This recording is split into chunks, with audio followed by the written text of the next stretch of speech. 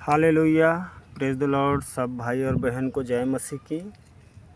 मैं आज इस नए साल पे सबको हैप्पी न्यू ईयर कहता हूँ। मेरे भाई मेरे बहन, हम सब जानते हैं जैसे ही साल बढ़ रहा है परमेश्वर का आने का समय बहुत ही नज़दीक हो रहा है, तो हम सबको सावधान हो जाना चाहिए और एक दूसरे के लिए हमें प्रार्थना करना चाहिए। और पौलुस अपने पत्री में लिखा है कि जैसे ही तुम इस समय को देखो, जो अंतिम समय को देखो, अगर भविष्यवाणी जो हो रहा है, जो बाइबल में लिखा गया है सब पूरा हो रहा है, तो अपने आप को और परमेश्वर के लिए तैयार करो और परमेश्वर के आगमन के लिए अपने आप को तैयार करके रहो। तो इस अंत के समय में हमें एक बार फिर मूसा की व्यवस्था को याद करना चाहिए। हम सब जानते हैं मेरे भाई मेरे बहन, जो वादा अब्राहम के वंश से परमेश्वर ने किया था, वो वादा उसने मिस्र से सब लोगों को गुलामी से निकाल कर वादा को पूरा किया। और परमेश्वर स्वयं साथ साथ चलता था और लोग कुछ दिन अच्छे रहते थे, फिर कुड़कुड़ाते थे, नाश होते थे, फिर कुछ अच्छे रहते थे, फिर कुड़कुड़ाते थे, नाश होते थे। जबकि उस टाइम स्वयं परमेश्वर था। बाइबल में साफ साफ लिखा गया है कि उनको मार्ग दिखाने के लिए परमेश्वर स्वयं दिन को बादल के रूप में और रात में आग के खंभा के रूप में, और जहाँ पर पवित्र स्थान को रखा जाता था, जहाँ पर पवित्र तंबू बनाया जाता था, वहाँ पर बादल के रूप में एनी टाइम उस भवन में रहता था। और उस टाइम परमेश्वर इतना पवित्र था, वो पृथ्वी में नहीं उतर सकता था, फिर भी वो आकाश में रहता था और लोगों को प्रतिदिन देखता था। और हमारी गलतियों को देखकर, हमारे कुड़कुड़ाहटों को देखकर वो मूसा को बोलता था कि तू ये बोल, तू ऐसा कर, तू ऐसा कर, और मूसा सबको गाइड करता था।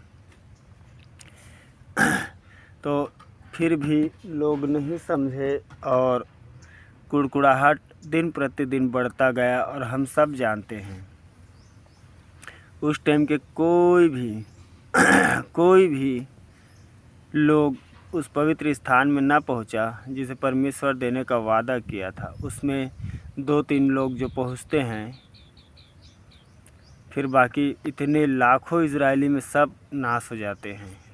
यहाँ तक कि मूसा, हारून भी नहीं जा सकता।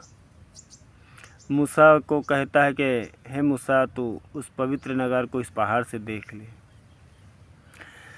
तो यही चीज़ हम इस समय समझें कि प्रभु हमें क्या सिखाना चाहता है मूसा के व्यवस्था के द्वारा।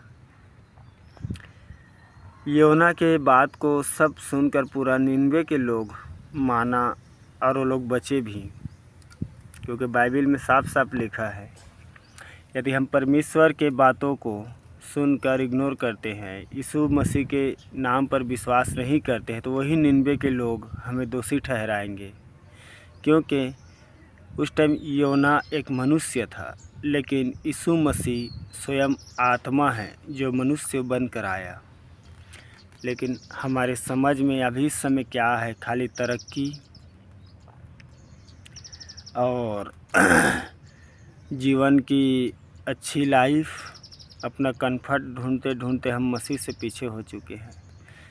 मैं आज आप सभी से कहता हूँ, जो परम प्रधान से प्रेम रखेगा उसे कोई ही वस्तु की घटी ना होगी। आपको पता है इजरायली लोग 40 साल चले, लेकिन उन्होंने ना कपड़ा ख़रीदा, न चप्पल ख़रीदा, न कुछ नहीं।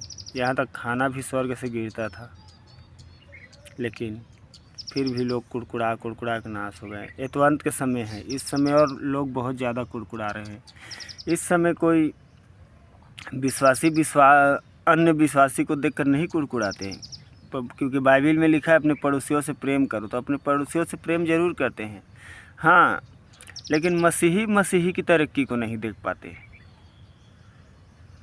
एक मसीही के साथ इकट्ठा होगा तो दूसरे मसीही का विरोध करेंगे, वो अच्छा नहीं बोलता, वैसा है वैसा। भाई हमें क्या मतलब है? हम बाइबिल पढ़ें, क्या सही क्या गलत वो तो परमेश्वर हमें सिखाएगा। बाइबिल में एक चीज़ जानते हो जो हारून के बहन मरियम मूसा के बारे में बोल रहा था तो क्या हुआ, गुनाह हुआ। वाकई में ही वो अपने बच्चे का खतना नहीं कराया था क्योंकि वह अन्य जाति से था। तो यही चीज़ हमें सीखना चाहिए। जब हम कोई भी मसीही पवित्र शास्त्र के विरुद्ध चलता है तो हमें उसे परमेश्वर को बताना चाहिए, उसके बारे में बताकर हमें प्रेयर करना चाहिए। ये नहीं यदि हम किसी मनुष्य को दूसरे मनुष्य की बात कहते हैं तो चारी होता है मेरे भाई मेरे बहन, वो चुगली होता है। तो इस चीज़ से बचे। इस नए साल में अपने सोच को नए करें, क्योंकि वचन कहता है जो अनुग्रह है, जो प्रेम है, वो जो वचन नहीं जाता उनके लिए है। जो वचन नहीं जानता और कहेगा हे प्रभु हमें माफ़ कर दो, उनका पाप तुरंत ही क्षमा हो जाएगा।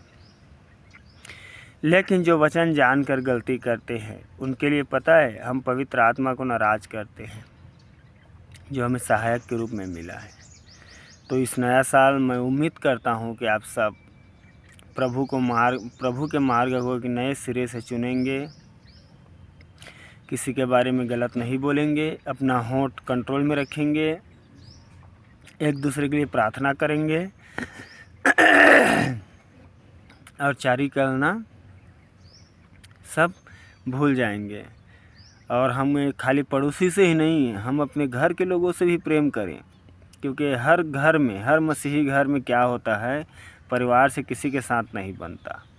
पड़ोसी से तो आदमी बहुत ही जल्दी घुल मिल जाता है, लेकिन घुलना मिलना मेन परिवार से है, अपने फैमिली से है, अपने व्यवहार कैसा है माँ बाप के प्रति, भाई के प्रति, बहू के प्रति, ये हमें देखना है। इसीलिए परमेश्वर कहता है प्रतिदिन हमें अपने आप को जांचना है। ये नहीं कि हमने हफ्ता में एक बार चर्च गया, प्रभु हमें माफ़ कर दिया तो आप हम फिर से जो भी करें।